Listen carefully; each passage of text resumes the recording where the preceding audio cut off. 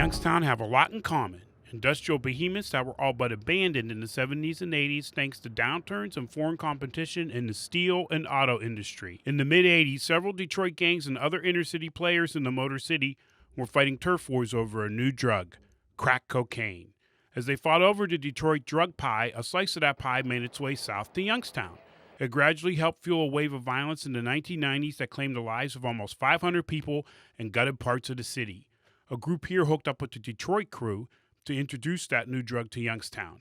They were the Ready Rock Boys, the gang that brought crack cocaine to Youngstown. It was January 19th, 1994 when the first members of the Ready Rock Boys were taken into custody. Investigators braved record-low temperatures that day and served a federal search warrant on Myrtle Avenue on the south side, finding drugs inside. 5 men were taken into custody following the indictments of 11 members of the street gang.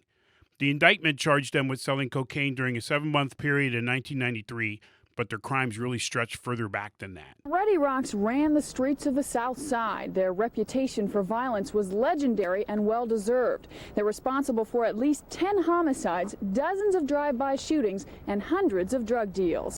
William Shimmy Miller was one of those members who was already in prison on other charges when the indictment was handed down. He chronicled his path where he began selling drugs at 13 in his memoir, Ready Rock Boy, The Birth of Destruction. It was about that time, in the late 1980s, when local law enforcement first began seeing crack cocaine. Former Youngstown Police Detective Sergeant William Powell was the leader of the drug task force at the time.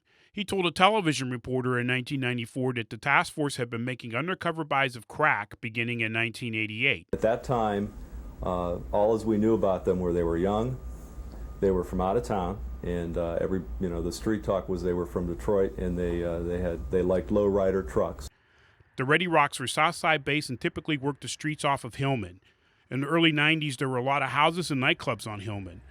Another police officer who once investigated the gang said Hillman was lit up like Las Vegas at night. Investigators began looking at the group after both drug sales and violence began skyrocketing, said Michael Waldner, the special agent in charge of the Youngstown FBI at the time. Intensity towards violence. This group of Ready Rock Boys have been very active on the streets, and that certainly indicated to us it warranted our investigation, as well as the Bureau of Alcohol, Tobacco, and Firearms. Secret intelligence report by the ATF mentioned the Ready Rocks as some of the leading gangs in the country, including the Gangster Disciples in Chicago and the Best Friends gang in Detroit. Of all 11 indicted, they either pleaded guilty or were convicted at trial. Some of them got near-life sentences that were commuted in the early 2000s. In 2017, 2 former members of the gang, Aaron Rogers and Brian Hunter, were indicted in another federal drug case and sent back to federal prison. Rogers for just over 12 years and Hunter for just under 6 years. Haven't made the streets as safe as we'd like them to be. We didn't win the war, but certainly this battle. Shimmy spent 26 years behind bars and emerged a changed man. He denounced violence in the streets and started the Respect Basketball League. But he eventually fell victim to the same violence he decried. Shot and killed in June of 2024 at Salt Springs Road and Steel Street. No arrests have been made in the case. Welcome into the WKBN Plus digital studio. We're going to continue talking about the Ready Rock Boys, which is the story you just heard from digital reporter Joe Gorman. I'm news director Jason Vinkler here at WKBN. And, this story today, we hear a lot about heroin and fentanyl on the streets and the drugs of today. Those are the most prevalent today. That's not always been the case. In the 80s and 90s, crack cocaine was the leading drug in the area. And this story today is about how that drug made its way to the streets of Youngstown and the Mahoning Valley. And we're joined by Joe Gorman now. Joe, you've been looking into this for a little while. Let's start back in 1988. What was happening at that time? So in 1988 in Youngstown, the main drugs were marijuana and powder cocaine at the time. But then there was a group on the south side, and they had a connection with somebody in Detroit who gave them a new form of cocaine, and it turned into be called crack cocaine. So crack cocaine's making its ways to the streets. Why do police think? You've talked to some investigators who were part of a task force at the time. Why did they think it took off? Why did it just go from zero to taking off so quickly? Well, there was nothing like crack or that kind of drug ever in Youngstown. First of all, it was real cheap, But the high that people got when they smoked it the first time was described as the most incredible high they've ever had, and they spent the rest of their, I don't know if you want to say life or time that they were addicted, trying to chase that one high to get it back again. It was highly addictive, and it was very cheap, and therefore it was easy for people to get. And it just, at first, they didn't have a lot of success selling it, but I think that was just like a couple days or whatever. But then all of a sudden, it just took off. So, you mentioned in your first response about, this drug came from Detroit. I guess, can you explain that connection a little further? Were they pulling the strings of things that was going on? What's the Detroit connection about? No, in this not story? really. One of the, a person who was called Man, that was his street name in the gang, he had a connection with, I was told it was a family connection with somebody in Detroit who supplied them with the crack and the crack cocaine. And so while the drugs were coming from Detroit to Youngstown, the people who were in Detroit weren't calling it a shots. Once these guys got organized and started selling, it was the Youngstown people who were, they were in charge of the gang, and they made, I guess you could say, decisions about, what they did with it or who they, took money from. One thing Youngstown is known for during my career that I've talked to other police officers about is that it's very, I guess you could say, independent. So people from out of town, they might do business in Youngstown, but they don't try to take over the business, because usually when they take over the business or try to, it does not end well for them and they don't leave. So the Detroit people were just given the drugs here, and it was being sold. I'm sure they were getting a kickback or they were getting some percentage, but I don't know what that was, and that never came up in my research. So, a lot of this we had talked about previously is centered around what was going on Hillman Avenue. You drive up Hillman Avenue today, and there's not a lot there. A lot of buildings have been torn down, not a lot of activity. But that wasn't the case 30 years ago. What did you find as you researched this about what was going on the South Side, and specifically that Hillman Avenue corridor? Well, Hillman at the time, there were a lot of not just homes, but there were businesses and nightclubs. In fact, one of the police officers that I talked to for this story who worked this case, he said Hillman at night was lit up like Las Vegas.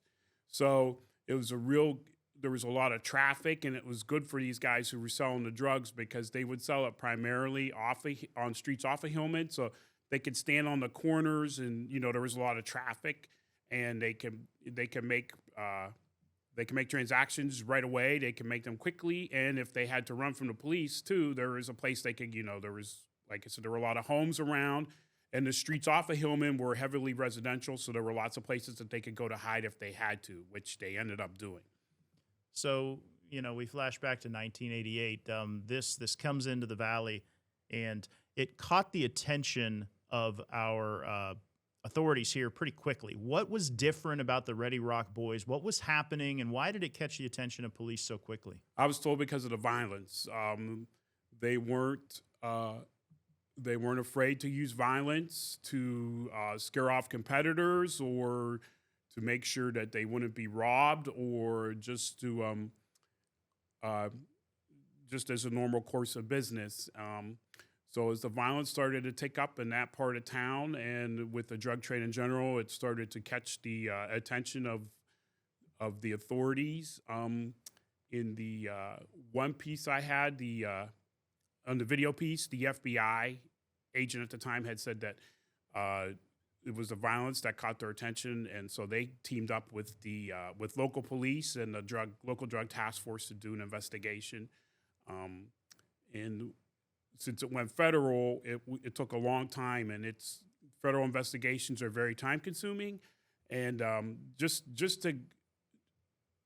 it takes months just to get enough evidence so you could ask a judge to get a wiretap, and then once you get the wiretap, it's going to take a lot more months so you could build up your case. I mean, I was reading some of the stuff that you put together, and it said some of the first undercover buys happened in 1988 when this was first hitting the streets, and it took 6 years before an indictment came down on this.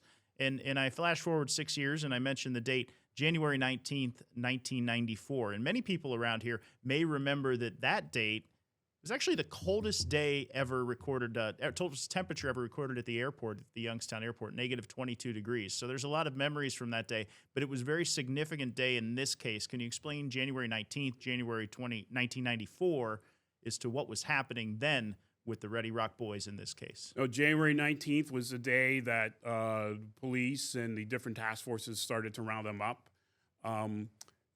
There was I can't remember how many counts were in the indictment, but an indictment was handed down earlier that month in federal court, charging 11 people with selling drugs. They were charged with selling drugs over a 7-month period in 1993, but obviously their crimes went back further than that. January 19th, 1994 was the day they started rounding them up. They served a search warrant on Myrtle, and the first 5 members of the gang there were taken into custody. I believe there was a house on the east side that was searched as well on that day. When I was looking at the video, you could see the streets are packed with snow, and everybody looks very, very cold. It just had that look that you have when it's cold. They were bundled up, and it just looked like that. So I remember that day also because I think I was in college. I think I was upset they didn't call off school.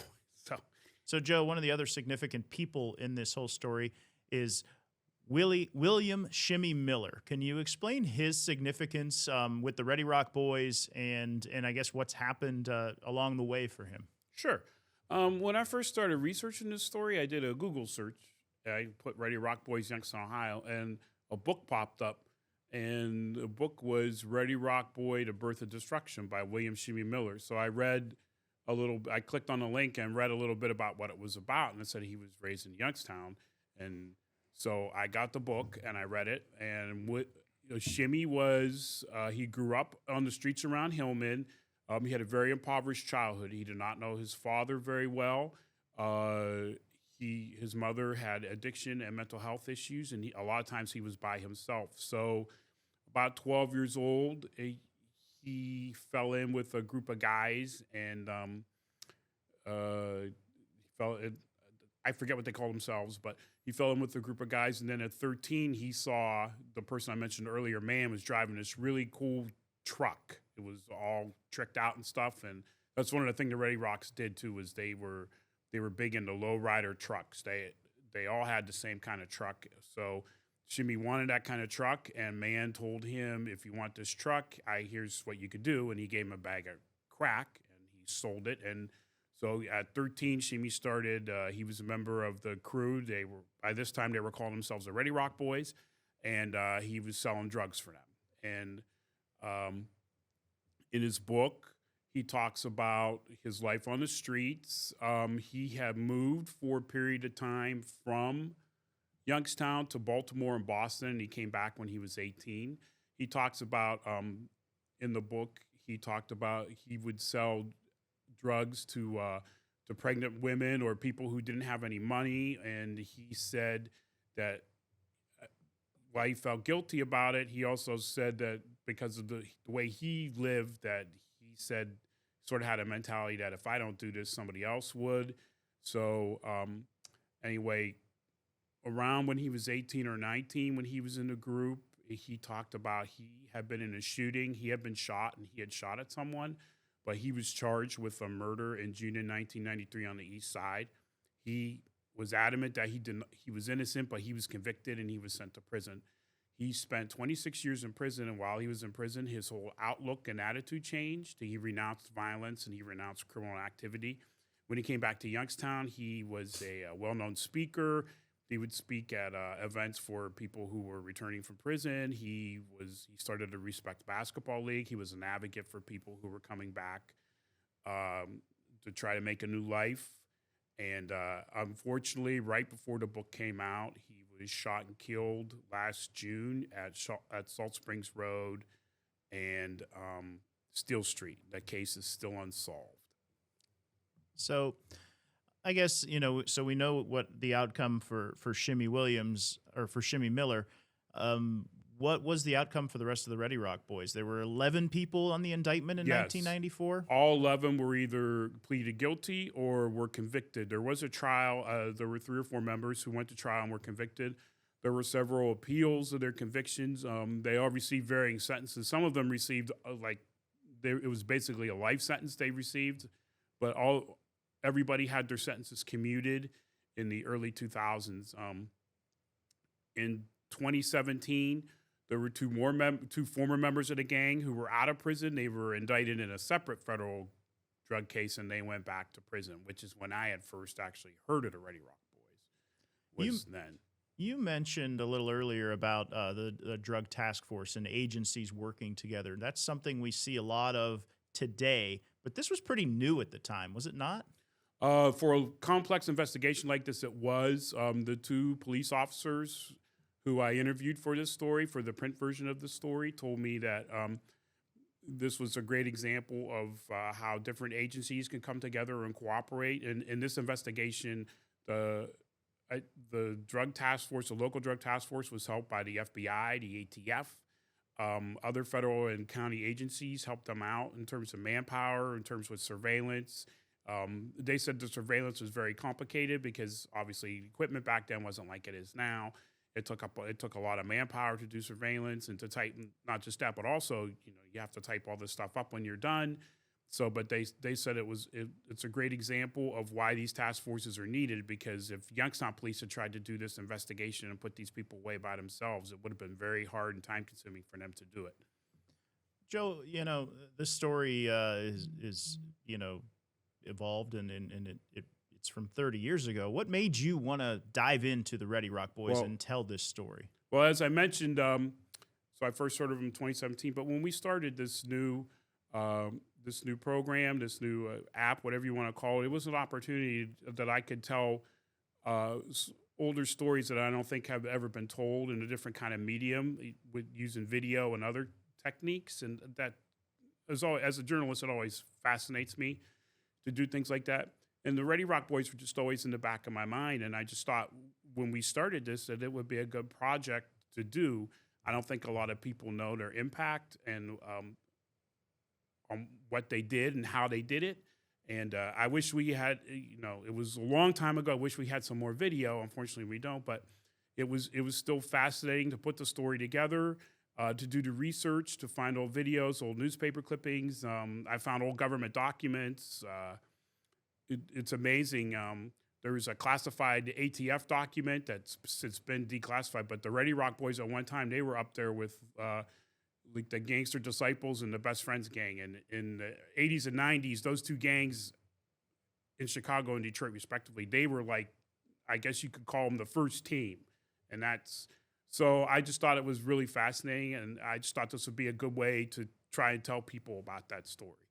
And that's the thing about this story in particular. I'd encourage everyone. There's also a web story, a longer version of this story on WKBN.com that tells a lot of details that we just don't have video for. We went into the WKBN archives and found everything we could find on this group.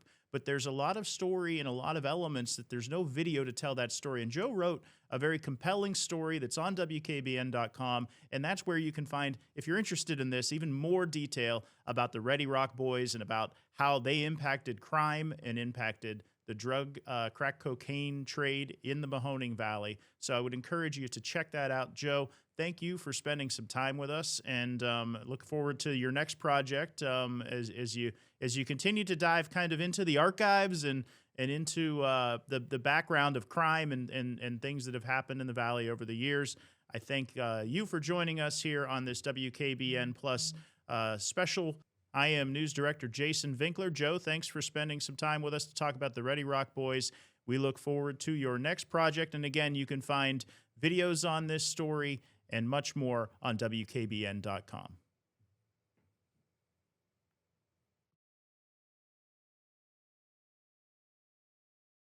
Hi everyone, I'm Lindsay Watson. Thanks for watching the WKBN 27 First News YouTube channel. If you want more video news, subscribe to our channel. And don't forget to download the WKBN 27 First News app for breaking news alerts.